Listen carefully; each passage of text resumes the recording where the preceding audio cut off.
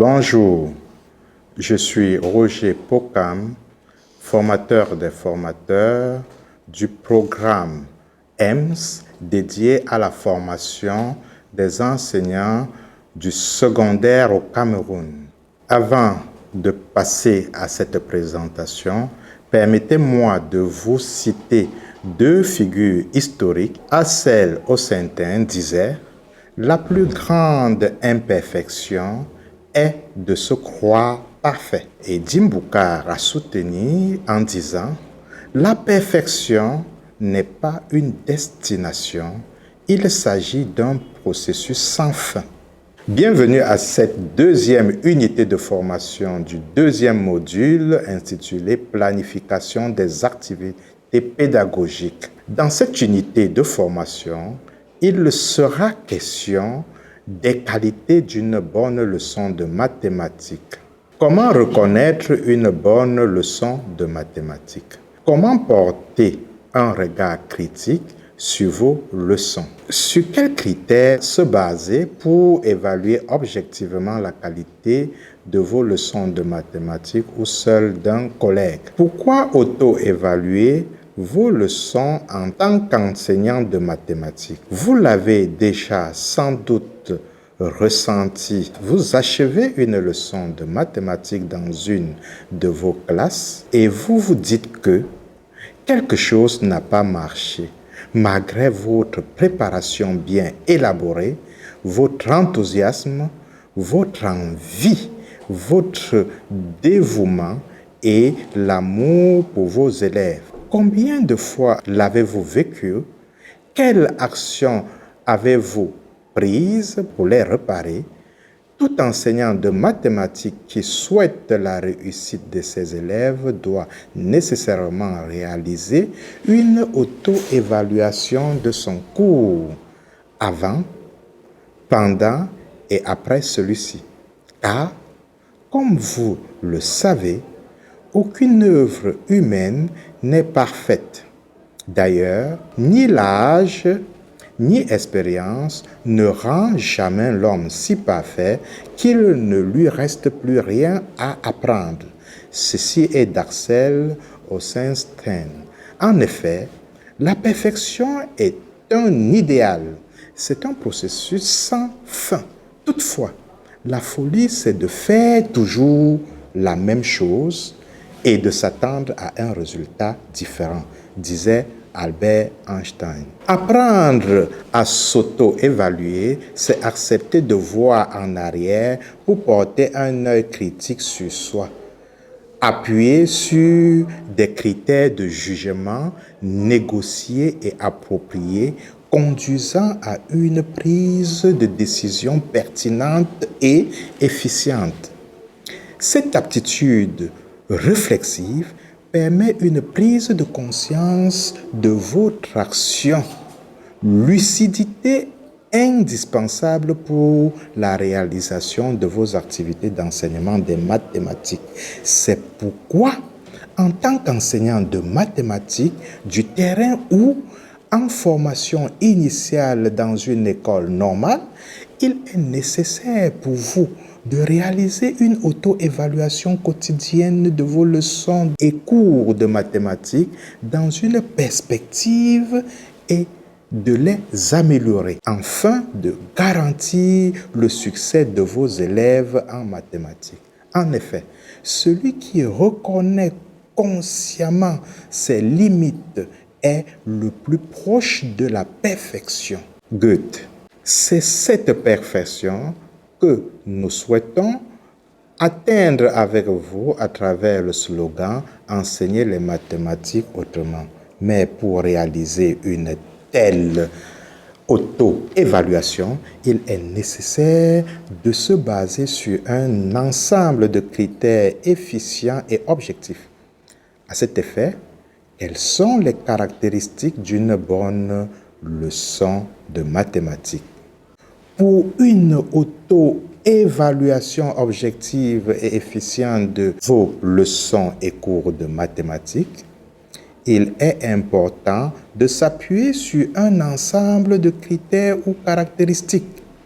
Voici quelques caractéristiques d'une bonne leçon de mathématiques.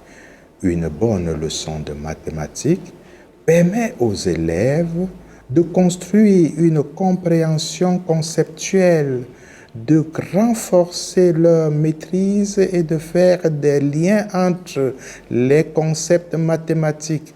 Une bonne leçon de mathématiques tient compte des acquis antérieurs des apprenants et prend en charge les besoins de l'ensemble des élèves. Une bonne leçon de mathématiques doit également prendre en compte les besoins des élèves doués. Mais les raisonnements des élèves à l'épreuve et limite les interventions orales de l'enseignant. Une bonne leçon de mathématiques fait des mathématiques un élément concret et tolère les erreurs dans l'environnement d'apprentissage. Dans une bonne leçon de mathématiques, le niveau de participation des élèves est élevé. Vous devez agir comme facilitateur en permettant à vos élèves de poser des questions. Une bonne leçon de mathématiques encourage le travail en groupe car le groupe est toujours d'une grande efficacité. Dans une bonne leçon de mathématiques, les élèves se retrouvent mis à l'épreuve. On ne peut mettre à l'épreuve que des élèves que l'on connaît bien. Nancy Protéo, dans son article What does good mathematics instruction look like? Propose l'intégration des approches ci-après sous forme de pratiques pédagogiques capables de promouvoir véritablement aussi bien l'apprentissage des élèves que leur motivation. Vous devez offrir de la place aux idées divergentes des élèves. Ce faisant, vous amènerez les élèves à explorer plus en profondeur les problèmes qu'ils résolvent. Cette approche aide les élèves à développer la confiance en soi et d'acquérir une meilleure compréhension des concepts et processus clés. Vous devez poser des questions intéressantes et de mise à l'épreuve. Des questions qui simulent la curiosité de vos élèves, qui les encouragent à conduire des explorations poussées. Les questions doivent encourager vos élèves à se faire confiance individuellement et mutuellement pour la résolution de problèmes mathématiques. Vous devez projeter une attitude positive concernant les mathématiques et l'aptitude de vos élèves à faire les mathématiques. Ceci inclut de montrer un certain enthousiasme quant au contenu et à la conviction que le thème de l'enseignement est à la portée de tous les élèves. Utiliser des techniques qui favorisent la curiosité, l'intérêt et le développement des aptitudes. Vous devez amener les élèves à s'intéresser de manière active aux mathématiques. Ils ne devront pas juste s'asseoir et regarder leurs camarades résoudre des problèmes.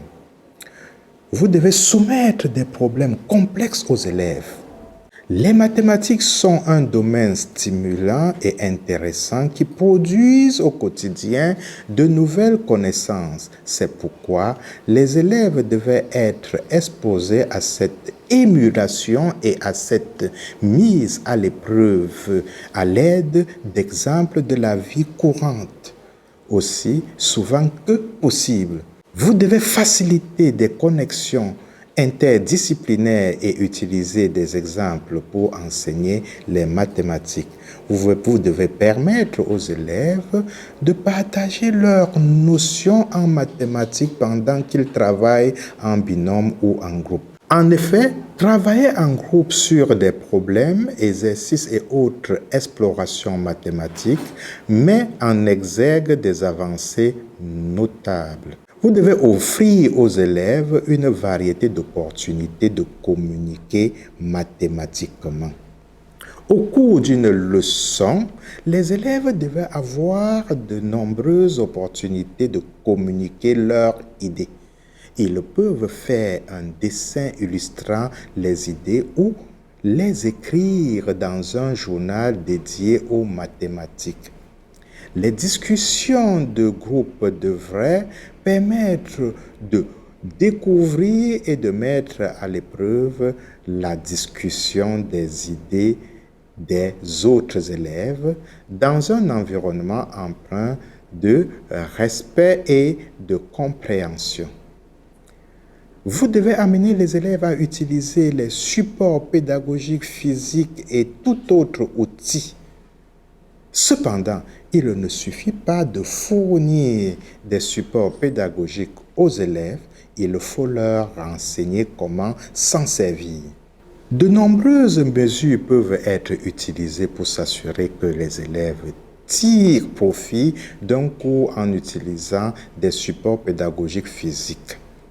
En premier lieu, vous ne deviez utiliser que des supports pédagogiques adaptés aux objectifs de votre cours. Ensuite, avant de permettre aux élèves de manipuler les supports pédagogiques, vous devez leur en démontrer l'emploi et expliquer comment les manipuler. Vous devez concevoir des leçons qui encouragent la participation. En conclusion, vous, en tant qu'enseignant de mathématiques, vous devez être capable d'auto-évaluer vos leçons en identifiant les points forts, ceux qui restent à améliorer et les pistes pour le faire, autant sur le plan de vos productions que celui de vos démarches pédagogiques. Voici quelques critères pour un enseignement efficace des mathématiques.